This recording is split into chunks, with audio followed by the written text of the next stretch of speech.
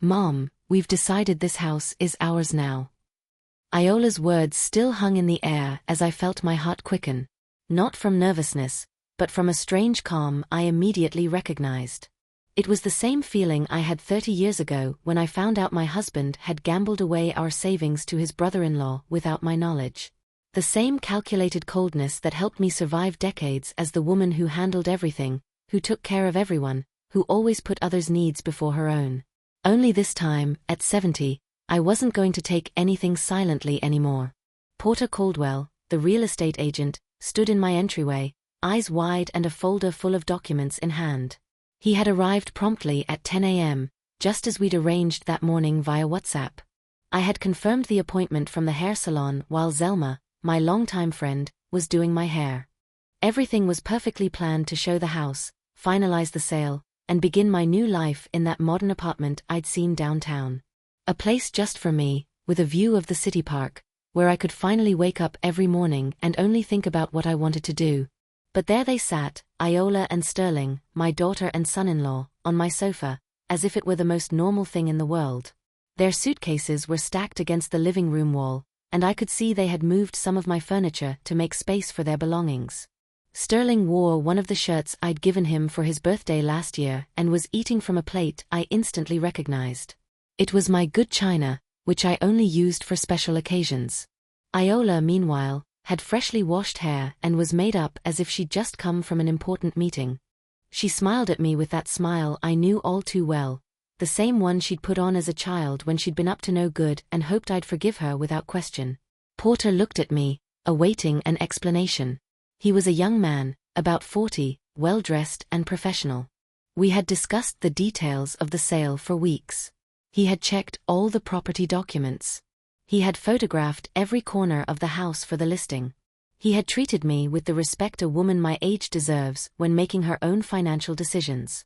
And now he was witnessing this scene, which he probably didn't know how to interpret. "This house belongs to Mom, but we need a place to live. And she has so much space here alone, doesn't she, Mommy?"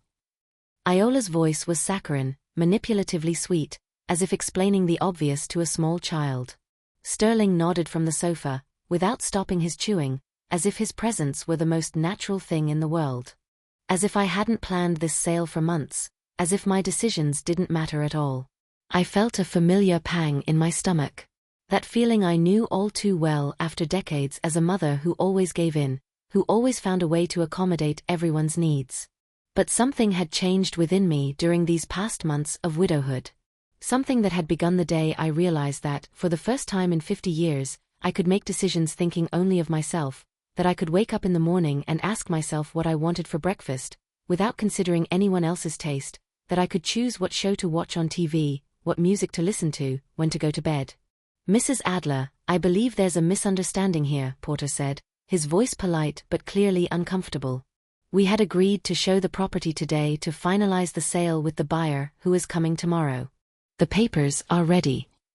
His voice trailed off as he saw the smug smile on Iola's face. "There's no misunderstanding," my daughter interrupted him, rising from the sofa with calculated movements. "Mom's getting older, and we've decided it's better if we all live together. She needs company, doesn't she, Mommy? Besides, this house is far too big for one person. It's a waste." The words hit me like slaps. Mom's getting older, she needs company, it's a waste. Each sentence was a small humiliation, a way of invalidating my ability to decide my own life. Sterling had also risen and now stood beside Iola. They formed a united front against me, as if I were the problem to be solved. I looked around my living room, furnished with items I had carefully chosen over the years. The curtains I had just changed 2 months ago when I decided to give the house a fresher look before selling. The digital photos rotating on the electronic picture frame my granddaughter had given me for Christmas, showing moments from recent years, my last birthday, my grandson's college graduation, the vacation I had taken with Zelma at a beach town last summer.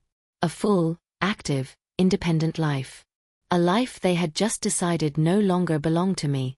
Porter cleared his throat softly, trying to find the right words for a situation he had obviously never encountered in his professional career. "Mrs. Adler, perhaps it would be better if we discussed this privately and rescheduled the appointment." There's nothing to discuss, Iola interrupted him again, turning to me with that condescending tone she had perfected over the years. Mommy, we've already talked about this. You know you can't manage such a big house alone, and we really need a bigger place to live. It's best for everyone. But we hadn't talked about anything. That was the truth that pierced me like a knife. They hadn't consulted me. They had made a decision about my life, about my property, about my future, without asking me what I thought. And they had done it in front of a stranger, as if my opinion was so irrelevant it wasn't even worth pretending to ask. At that moment, I pulled my phone from my pocket. My phone screen lit up, showing my contacts arranged alphabetically, just as my granddaughter had taught me last year when she gave me this new model. I was not a woman living in the past, as Iola seemed to believe. I had active WhatsApp. My photos were backed up in the cloud. I had banking apps with which I checked my accounts every morning after coffee. At 70, I had learned to use FaceTime to talk to my friends when we couldn't meet in person. And I uploaded photos to my Facebook profile every time I went out with Zelma or visited my grandchildren. My life did not fit the stereotypical image Iola wanted to paint for Porter. I was not a frail old woman surrounded by yellowed photographs and memories of the past. I was a woman who had sent a message at 8 a.m. to confirm the appointment with the agent while eating oatmeal with fresh strawberries. A woman who had called her hairdresser to reschedule her Friday appointment because she wanted to look perfect to show the house. A woman who had precisely calculated how much money she would receive from the sale and had already reserved the apartment where she wanted to live. $450,000. That was the sum Porter had guaranteed me after his commission and transfer costs. With that money, I could buy the two-bedroom apartment in the modern building near the city center, and I would still have more than $200,000 left to live comfortably for several years. I had crunched the numbers again and again on my phone's calculator.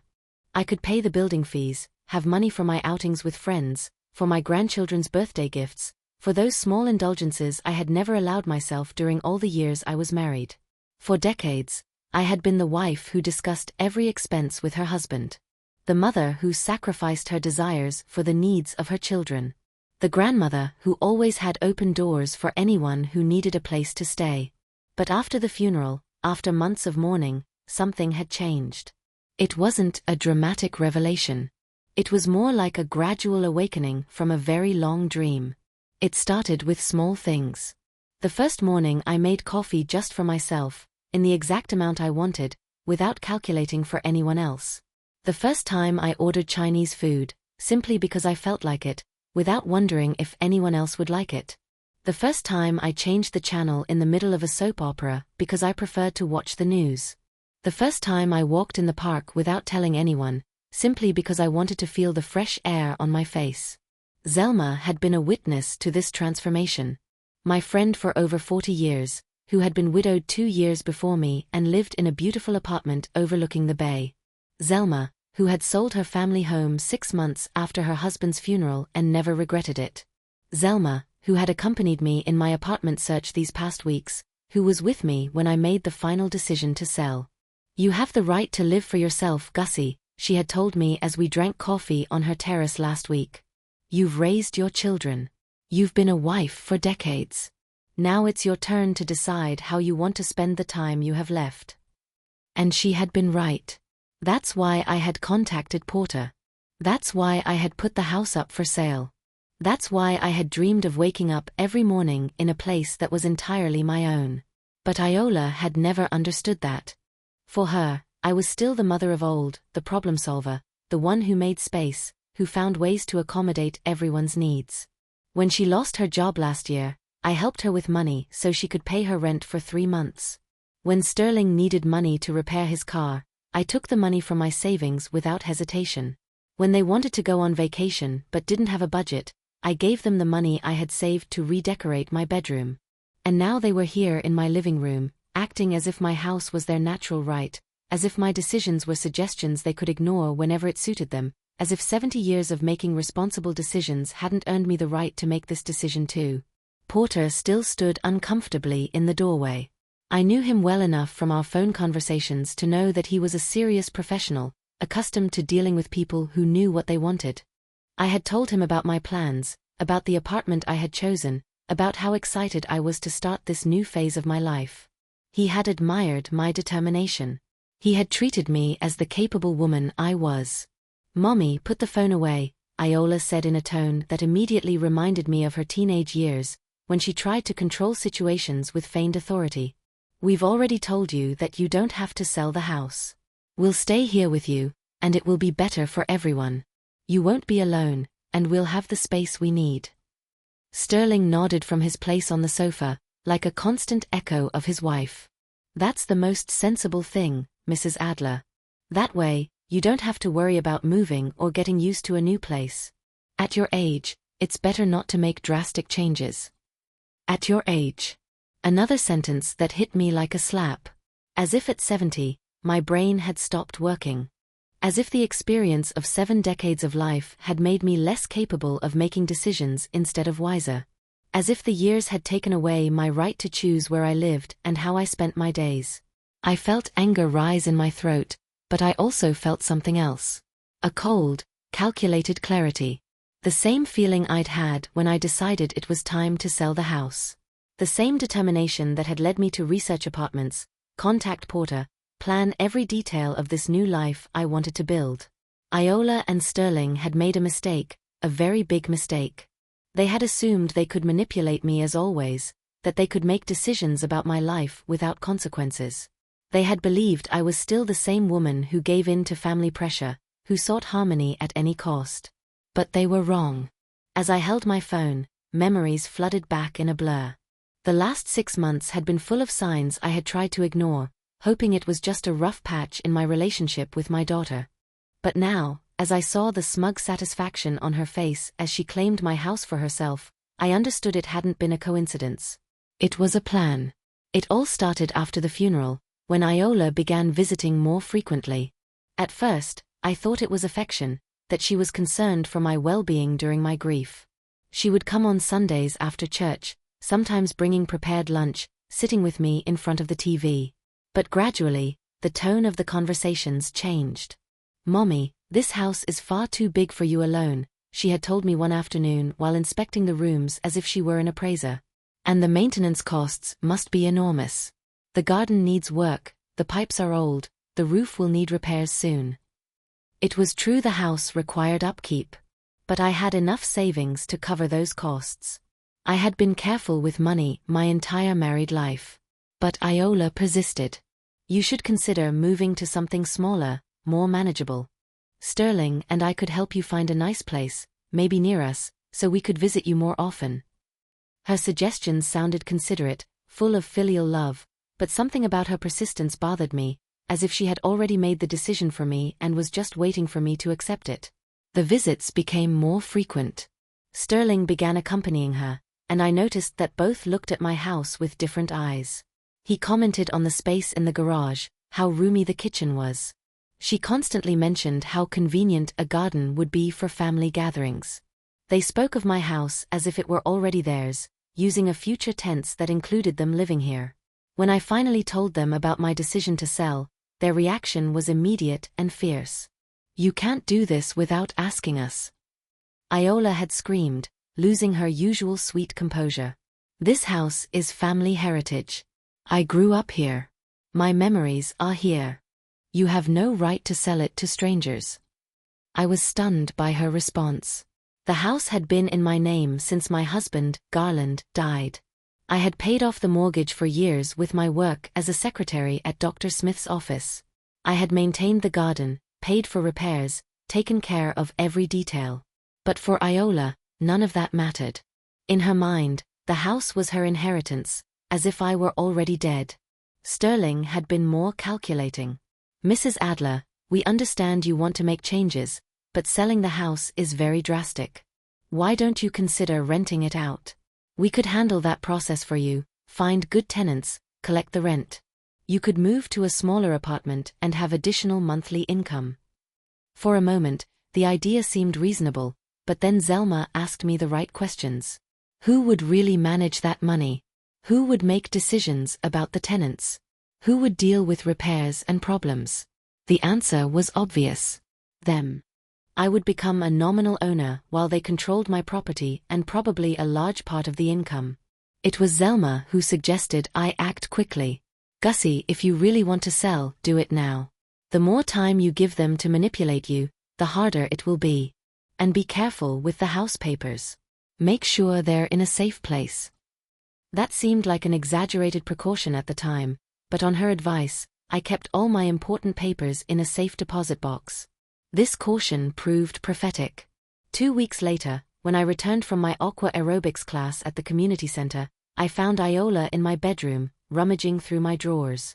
She was looking for something, and when she saw me, she flinched like a thief caught red-handed. I left my glasses here last time, she lied awkwardly, with empty hands. But I knew exactly what she was looking for: the property deeds, my will, my bank statements, information that would allow her to take control of my financial decisions. That evening, I called Porter for the first time. I had found his name in an online recommendation, and his references were excellent. When I explained my situation, he treated me with the professional respect I deserved. He didn't question my age, didn't suggest I consult with my family, didn't treat me like a confused old woman. He simply did his job, evaluating my property and finding the best possible price. $450,000 was an excellent offer for a house my size in this area. The apartment I had chosen cost $230,000, fully furnished and with all utilities included. I would have more than $200,000 left to live comfortably, to travel if I wanted, to enjoy pleasures I had never allowed myself. But Iola and Sterling had not accepted my decision.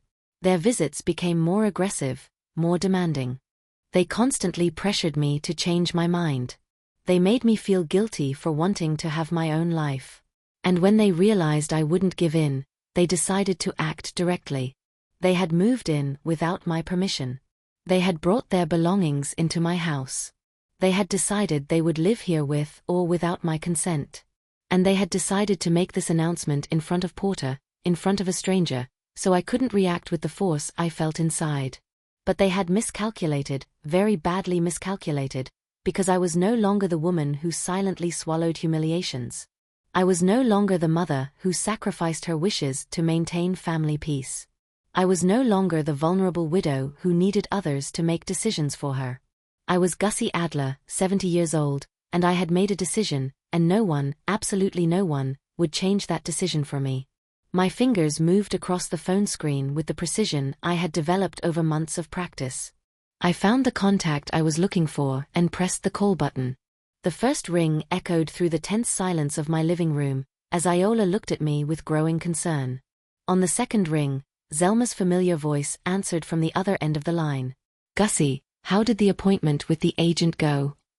Her tone was cheerful, expectant. She knew today was an important day for me. The day I would finally finalize the sale of my house and take the definitive step into my new life. "Zelma, I need you at my house immediately," I said in a clear and firm voice, keeping my gaze fixed on Iola. "And bring the documents I left with you last week. We'll need them now." The ensuing silence was telling. Zelma immediately understood something was wrong. In our 40 years of friendship, she had developed the ability to read between the lines when we spoke. She knew I was not a woman of unnecessary drama. If I asked her to come urgently, the situation demanded it. "Is everything all right?" Her voice had changed. Now it sounded alarmed, protective. In moments like these, I remembered why Zelma had been my emotional anchor for so many years. She was the friend who had accompanied me to the hospital when my husband had his first heart attack. The one who had stayed with me during the toughest nights after the funeral. The one who had convinced me to take computer classes to stay current. The one who had taught me to use the banking apps on my phone so I wasn't dependent on anyone to check my accounts. "Iola and Sterling have moved into my house without my permission," I explained, without lowering my voice, so everyone in the room could hear every word. "I arrived with Mr. Caldwell to show the property and found them settled in as if they were the owners. I need you to bring those papers so we can clear up this situation now." "I'm on my way," Zelma replied with a determination that calmed me. "And Gussie, don't sign anything, don't accept anything, don't promise anything until I get there. Do you hear me?" "I hear you perfectly," I confirmed before hanging up. The silence in my living room was thick, full of tension. Porter still stood in the doorway, visibly uncomfortable, but unsure whether to leave or stay. Iola had lost that condescending smile she had worn since my arrival. Sterling had stood up from the sofa and now stood beside her. They formed that united front they had perfected during their married years. "Mommy, you don't have to call strangers to sort out our family affairs," Iola said, in a voice that was meant to sound reasonable but couldn't hide her nervousness. "Can't we discuss this among ourselves? Like a family? Strangers." She called Zelma a stranger, my friend for 4 decades, the woman who had been present in every important moment of my adult life. The woman who apparently knew me better than my own daughter. The woman who had respected my decision to sell the house from the very beginning, without questioning it, without trying to manipulate me into changing my mind. "There's nothing left to discuss, Iola," I replied with a calm that surprised even myself. "You made a decision without me. You moved into my house without my permission. You announced in front of Mr. Caldwell that this property now belongs to you. After that, no discussion is possible." "But Mom," Sterling interjected with that honeyed voice he used when he wanted something. "We're just thinking about what's best for you. This house is too big, too expensive to maintain. You'll be more comfortable with us here." Porter cleared his throat softly. "Mrs. Adler, perhaps it would be better if we rescheduled the visit for another day, once you've sorted out this family situation." "We will not reschedule anything, Mr. Caldwell," I said, turning to him. "The sale will proceed exactly as we agreed. This situation will be resolved in the next few minutes." Iola approached me with calculated steps, as if she were nearing an injured animal that might react unpredictably. "Mommy, I know you're upset, but you have to understand our position. Sterling lost his job last month, and we really need a bigger place. We thought we could do this gradually, but when we found out you were selling." "When you found out I was selling?" The question came out of my mouth before I could fully process it, because I hadn't told them anything about the specific buyer or today's appointment with Porter. Iola's eyes flickered for a fraction of a second, and I knew she had made a mistake. "Well, we assumed that when you said you had contacted an agent." "I didn't tell you about today's appointment," I insisted, feeling the anger rise in my throat. "You didn't know Mr. Caldwell was coming this afternoon. So, how is it that you chose this specific day to move in?" The ensuing silence was revealing. Sterling looked at Iola. Iola looked at the floor, and I understood that there was more behind this whole situation. It wasn't a spontaneous decision driven by financial hardship.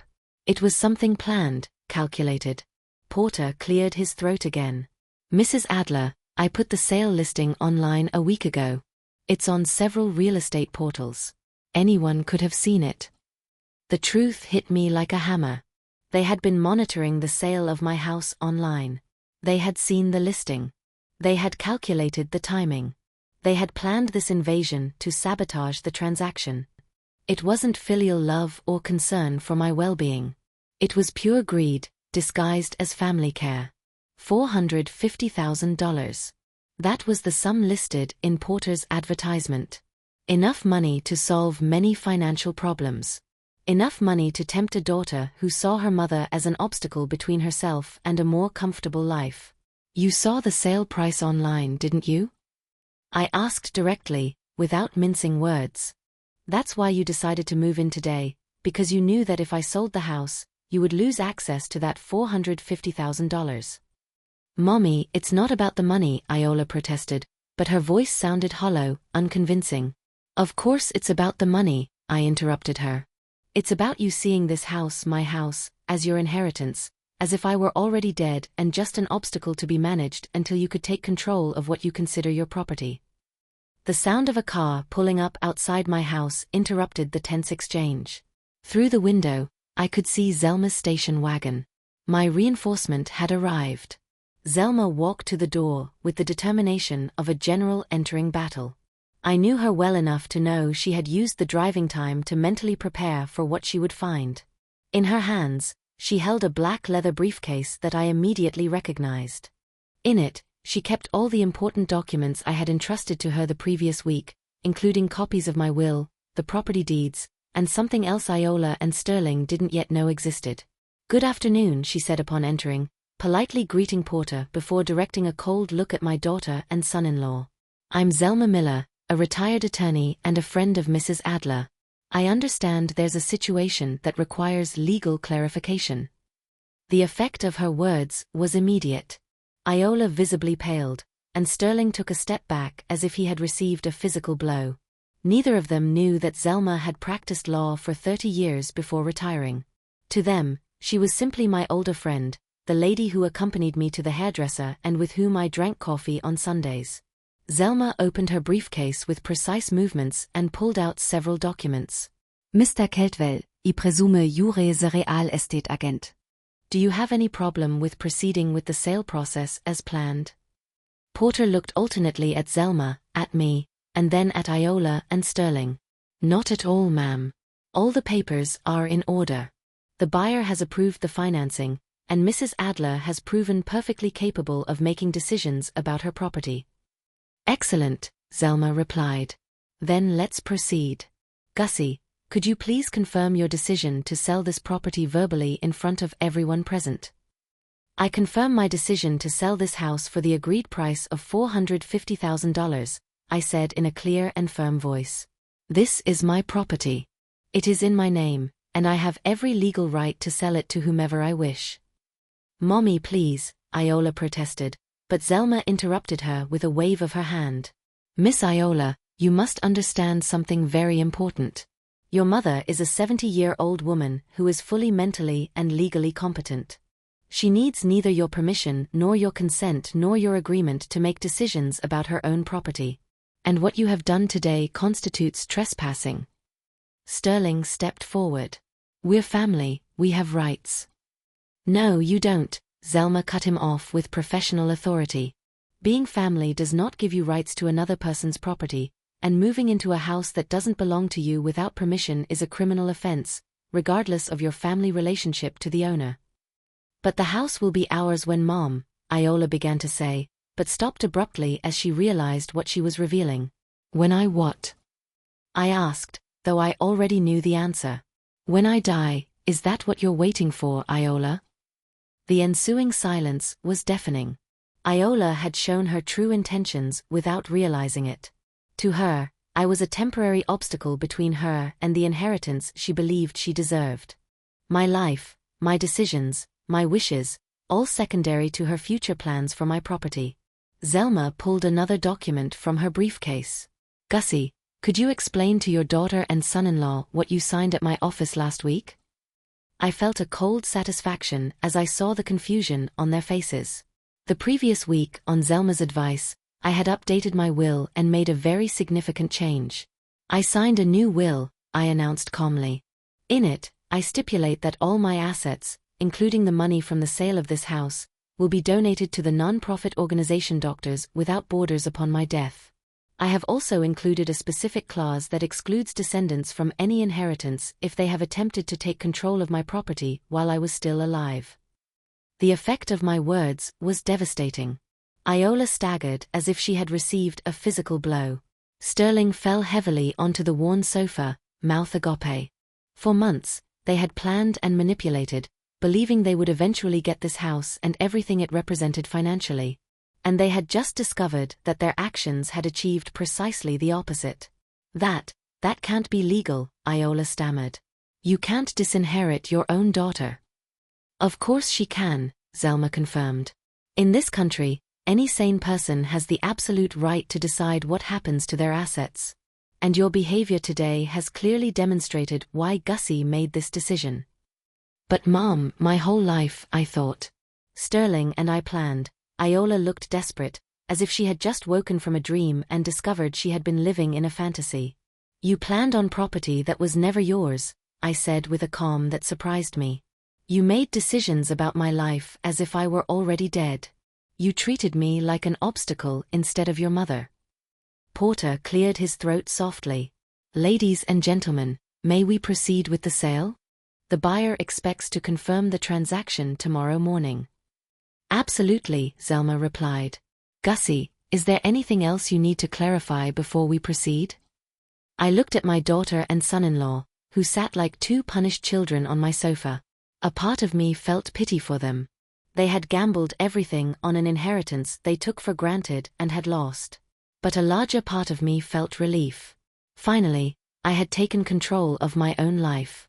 Just one more thing, I said, turning directly to Iola. You have exactly 1 hour to get all your belongings out of my house. After that, any item remaining here will be considered abandoned, and I will call the police to report trespassing. Mommy, you can't be serious. We're your family. Exactly. That's why it hurts so much that you've come to this point, I replied, because I expected more from my family.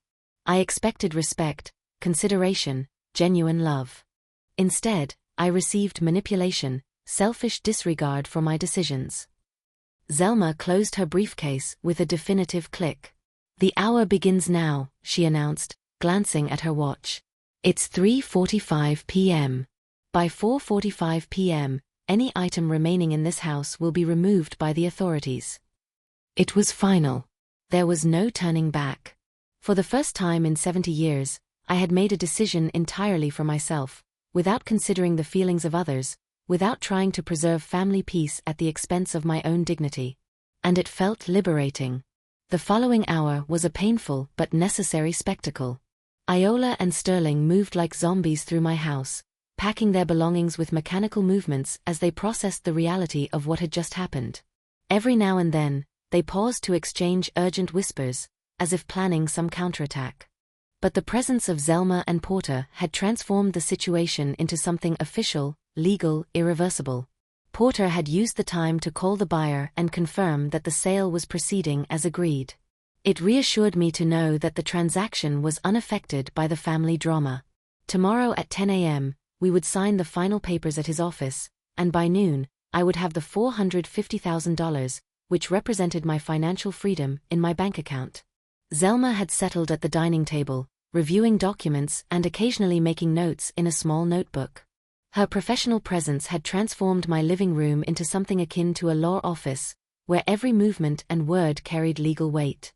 It was exactly what I needed, someone to translate my emotions into concrete legal facts. Iola walked past me, carrying a box full of clothes. For a moment, our eyes met. I saw in her gaze a mix of anger, despair, and something that might have been regret, but it was too late for regret. She had crossed a line that could not be uncrossed. "Mom, we need to talk privately," she said in a low, almost pleading voice. "There's nothing private to discuss, Iola," I replied without averting my gaze. "Everything you had to say to me, you could have said before you moved into my house without permission. Now, I just want you to leave." Sterling appeared from the guest room, carrying 2 large suitcases. He looked defeated, like a man who had bet everything on a deal that turned out to be a fraud. And in a way, that's exactly what had happened. They had staked their future on inheriting my property and had lost that bet in the most spectacular fashion. "Mrs. Adler," he mumbled as he passed me, "could we at least talk about the will? Perhaps we can reach some agreement." "The will is non-negotiable," Zelma interjected from the table, without looking up from her papers. "And any attempt to pressure Mrs. Adler into changing it after today's events would be considered coercion, which is illegal." Sterling fell silent. Zelma had closed that door before he could even try to open it. It was obvious that my friend had considered all possible aspects of this situation and anticipated every move they might attempt.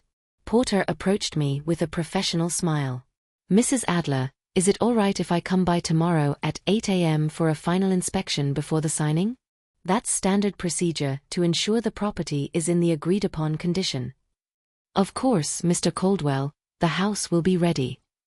And I added, looking meaningfully to where Iola and Sterling were still packing, "and it will be completely free of unauthorized occupants." Iola dropped the box she was carrying. The sound echoed through the house like a cry of frustration. She turned to me, her eyes filled with tears, but also with rage. "You know what, Mom? Maybe you're right. Maybe this is better," she shouted, her voice filled with bitterness, "because living with you had become impossible. You've always been a selfish woman, and now that Dad isn't here to control you, you're showing your true personality." Her words hurt more than I expected, but at the same time, they revealed something important. All these months, I had felt guilty for selling the house, for wanting to live for myself. I had thought, maybe it is selfish to want my own life at 70. But Iola's words showed me the reality. She viewed every one of my decisions that didn't directly benefit her as selfishness. "You're right about one thing, Iola," I replied with a calm that surprised me. "I am selfish, because for the first time in 70 years, I'm putting my own needs before others. And you know what I've discovered? That's not selfishness, that's self-love." Zelma looked up from her documents and gave me an approving smile. It was the smile of a woman who had fought her own battles for independence and recognized a victory when she saw one. "I hope you're happy living alone, Mom, because that's what you'll be from now on, completely alone." And she left, slamming the door with more force than necessary. The ensuing silence was deep, but not empty. It was the silence of a problem resolved, a decision made, a new life beginning. Porter rechecked his documents and politely said his goodbyes, promising to return early the next day.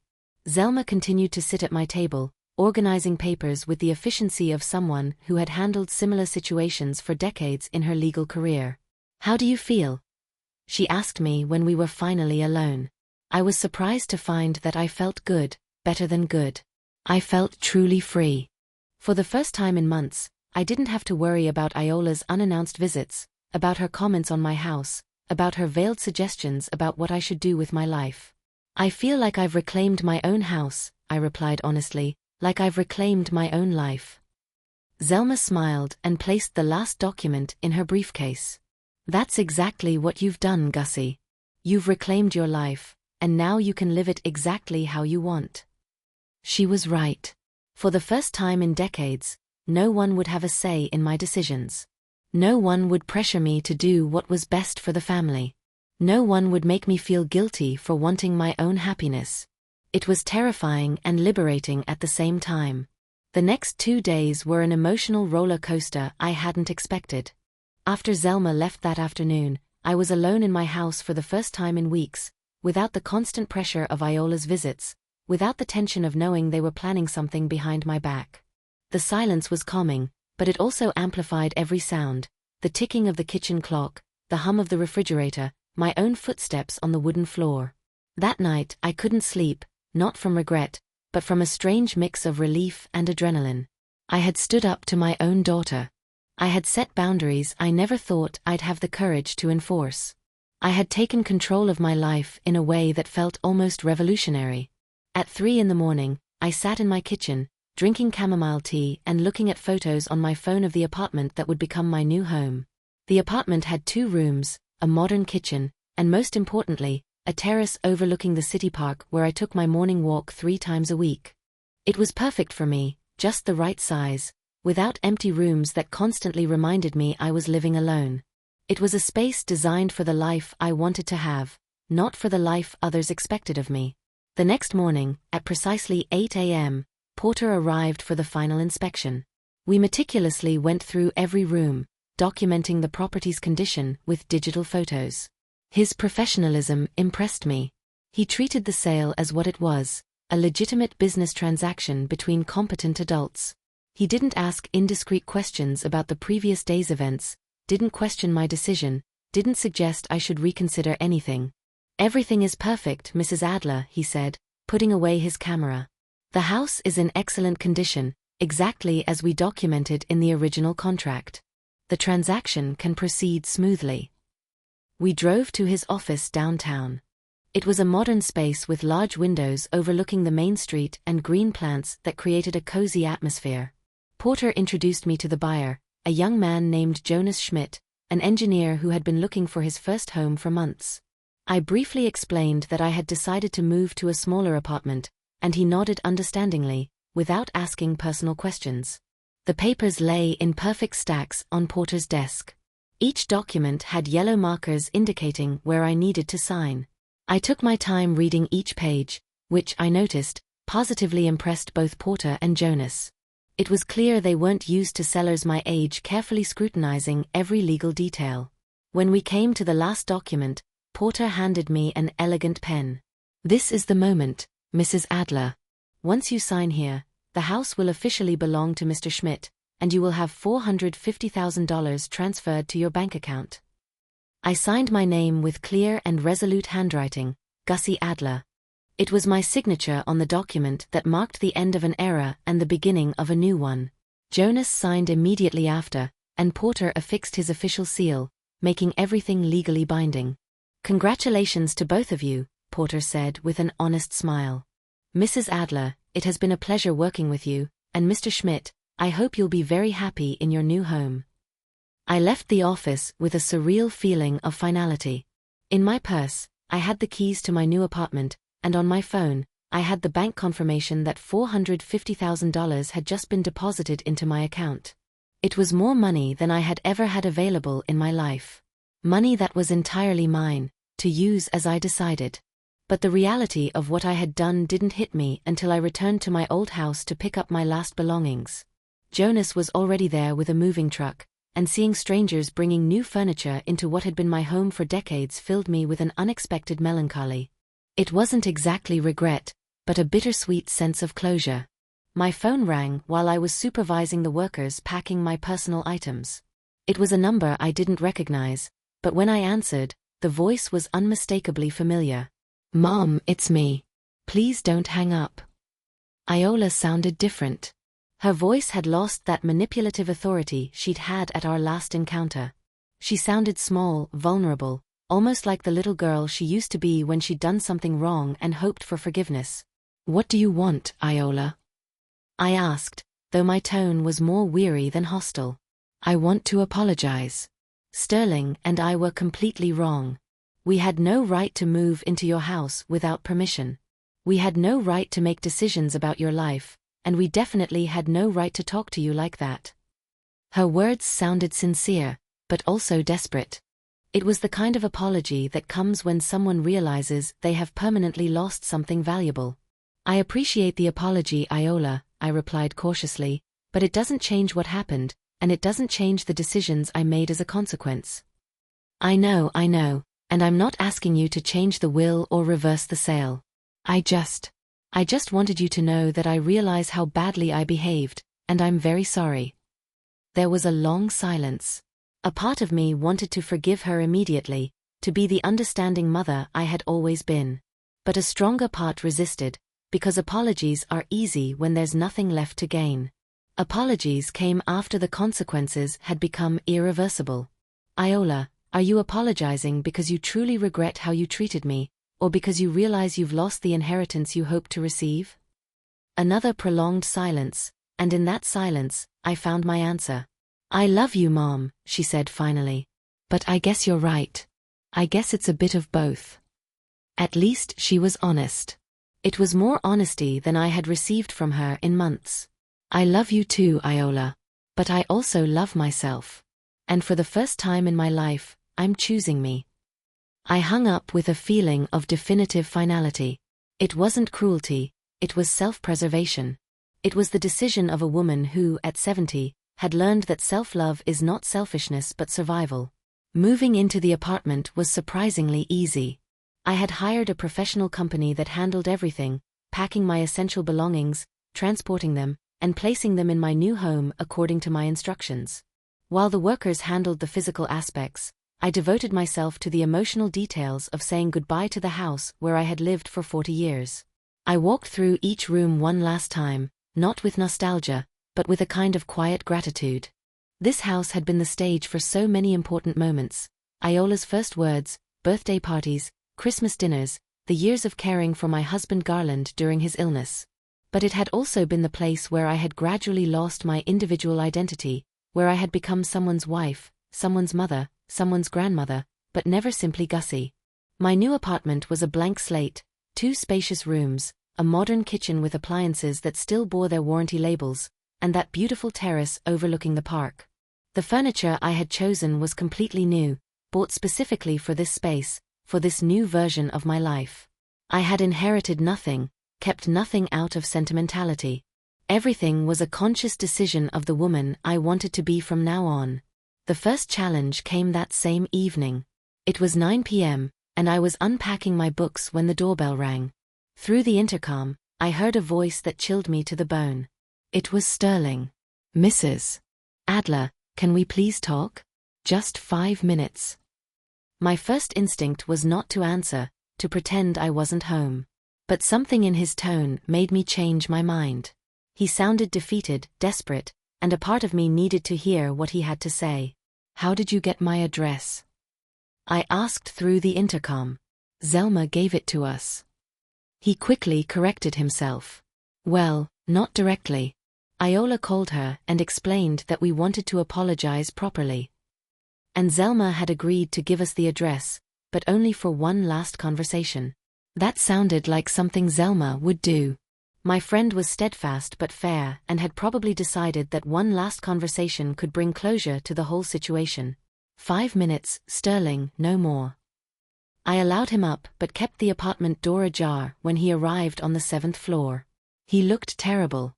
He had lost weight, had deep dark circles under his eyes, and his clothes were wrinkled as if he had slept in them for days. Mrs. Adler, I have to tell you that what we did was unforgivable. I have no excuses. Iola and I were financially desperate. And when we saw the sale listing for your house, we completely lost perspective. Financially desperate. It was the first time someone openly admitted the financial motives behind their actions. Sterling nodded miserably. I lost my job 3 months ago. Not last month, as we said. We've been living on credit cards and already have over $15,000 in debt. When we saw you were selling the house for $450,000, we thought if we could convince you not to sell, we could eventually inherit it and solve our problems. At least it was complete, brutal, but honest honesty. So you saw my house as a solution to your financial problems? I summarized. Not as my home or my personal decision, but as your economic salvation. Exactly.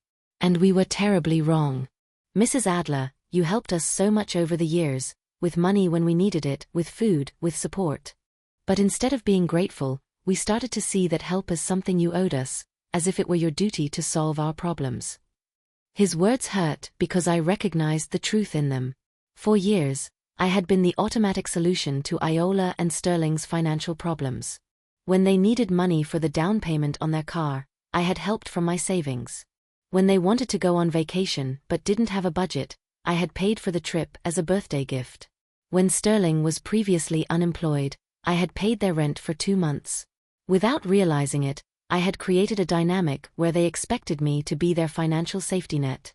And when I decided to use my money for my own life, it had seemed like a betrayal to them. Sterling, did you ever consider just asking me for help directly, explaining your financial situation, and asking if I could help you in any way? He was silent for a long moment. Honestly? No. I think we were afraid you'd say no. And I also think we felt we had asked you too many times over the years. We knew it wasn't fair to keep asking. So you decided to take what you needed, without asking. Yes, and it was the dumbest decision we've ever made in our lives. I felt a deep sadness, but not because of Iola and Sterling's financial situation. I felt sadness that our family relationship had come to this point, where they preferred to manipulate and insist rather than have an honest conversation with me about their difficulties. Sterling, your time is up, I said gently. But before you go, I want you to know something. If you had come to me 3 months ago and honestly explained your situation, I probably would have found a way to help you. Because that's what family does. They support each other through honest conversations and mutual respect. His eyes filled with tears. I know. We know, and it's too late for that now. Yes, I replied without cruelty, but with firmness. It's too late. After he left, I sat on my new terrace, looking at the lights of the park softly glowing in the darkness. I didn't feel triumphant, but neither did I feel guilty. I felt at peace with my decisions. My phone vibrated with a text message from Zelma. How are you feeling in your new home? I replied immediately, I feel free. And it was the purest truth I had spoken in years. 3 months after moving into the apartment, I had established a routine that filled me with satisfaction every morning when I woke up. I got up at 7, made coffee in my new coffee machine, and went out onto the terrace to watch the sunrise over the park. It was a ritual entirely my own, without interruptions, without obligations to anyone but myself. The $450,000 from the sale had been an investment in my own happiness. After paying $230,000 for the apartment, I had $220,000 left, which I managed carefully. I had opened a separate savings account, into which I deposited $500 each month for future expenses, and the rest I used to live with a comfort I had never before allowed myself. For the first time in my life, I could walk into a store and buy what I wanted, without calculating whether someone else in the family would approve. I had bought a soft cream-colored leather sofa because I liked how it felt under my hands. I had decorated the walls with framed photos of my grandchildren, but also with abstract paintings that I simply bought because they made me smile. My apartment reflected my taste, not a family compromise. Zelma came to visit every Wednesday. We had established a tradition of drinking coffee on my terrace and catching up on our weeks.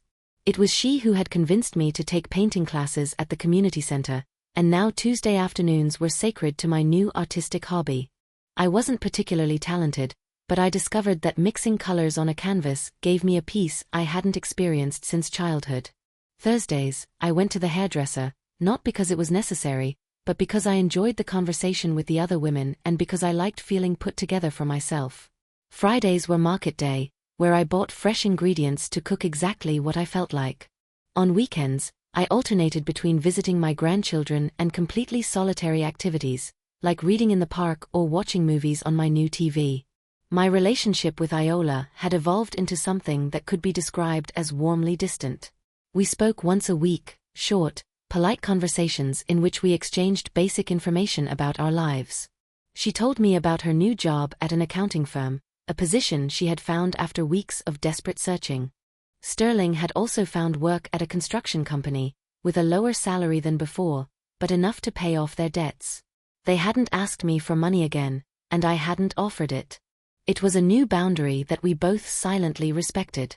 When my grandchildren wanted to visit me, Iola arranged the appointments through formal text messages, as if we were polite acquaintances instead of mother and daughter. It hurt a little, but it also gave me the certainty that every meeting would happen out of free choice, not family obligation. My grandchildren, on the other hand, had adapted wonderfully to my new life. Letha, 17, declared my apartment super modern, and loved spending Saturday afternoons with me. We had developed a tradition of ordering Chinese food and watching Netflix series together. Hollis, 14, had discovered that from my terrace, you could perfectly see the park's soccer field, and he came on Sunday mornings to watch the local games while I made him whatever breakfast he desired. With them, there was no tension, no hidden agenda.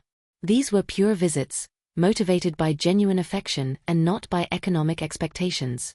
It was the family relationship I had always desired, based on mutual love rather than one-sided obligations. One October afternoon, while painting on my terrace, I received an unexpected call. It was Porter, the real estate agent. "Mrs. Adler, I hope you're doing well. I'm calling because I have a proposition that might interest you." He explained that an older lady, a widow like me, had seen my apartment when visiting a friend in the building. She had liked my decor and the sense of peace my home exuded so much that she had asked if I would be willing to help her furnish her own new apartment.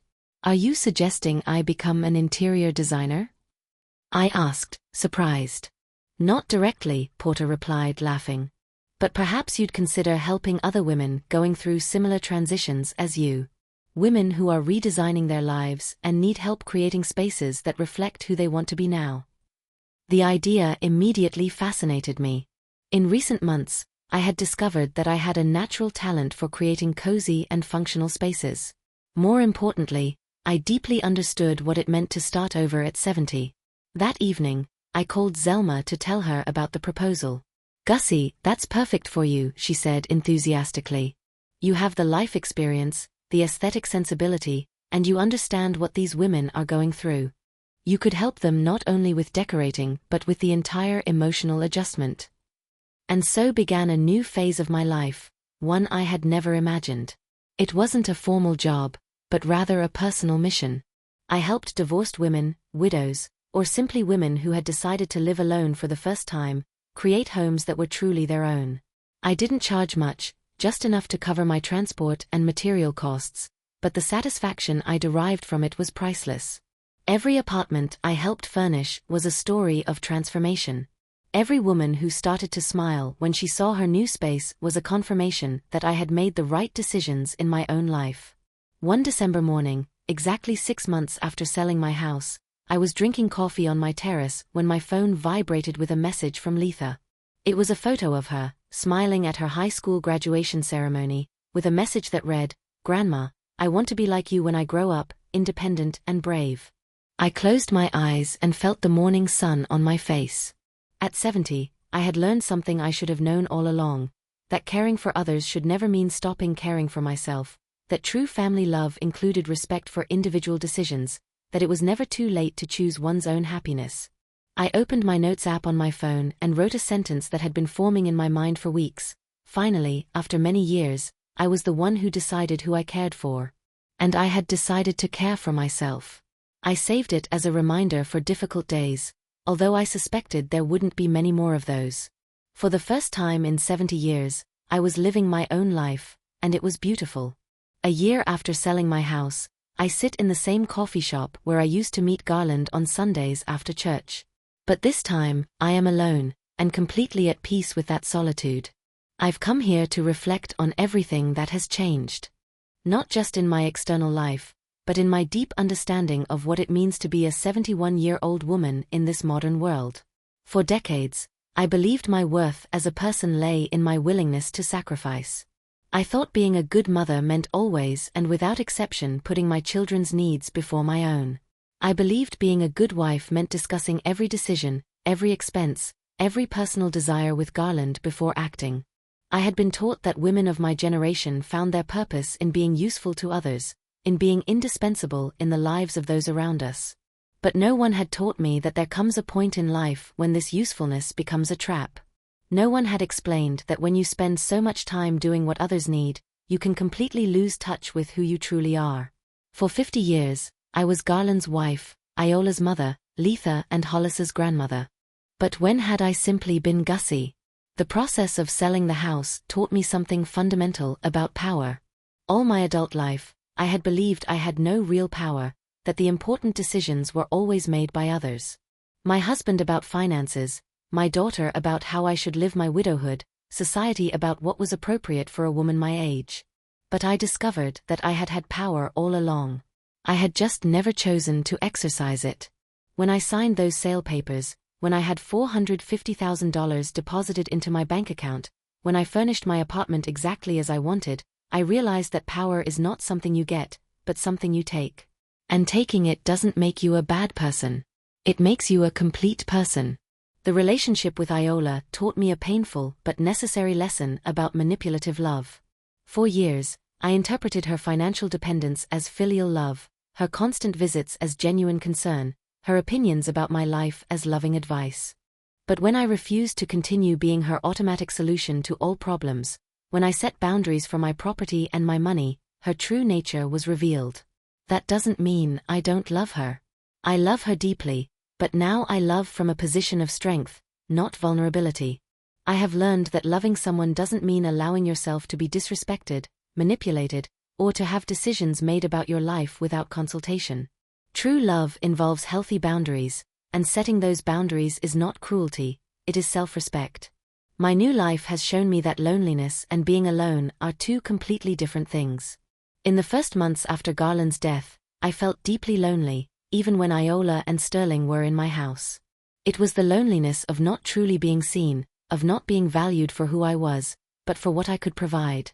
Now that I physically live alone in my apartment, I rarely feel lonely, because every decision I make, every item I place, every activity I choose reflects my true personality. Being alone has allowed me to rediscover preferences I had forgotten for decades. I discovered that I like quiet jazz music while cooking, something I never got to try because Garland found it too melancholic.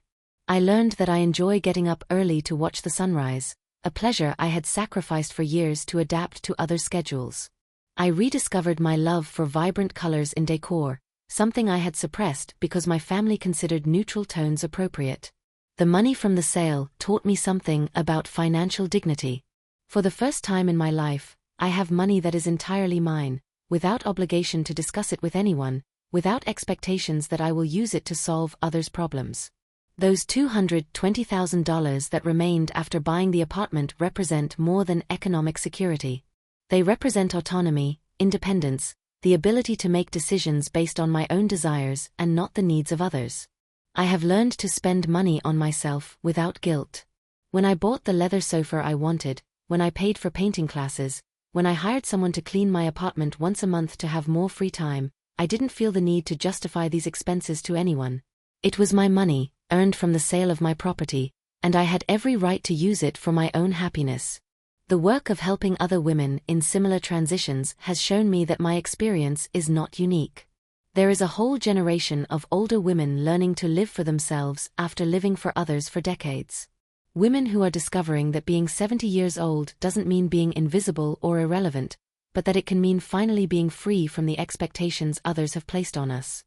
Every apartment I help furnish, every woman who learns to make autonomous decisions, reminds me that change is possible at any age.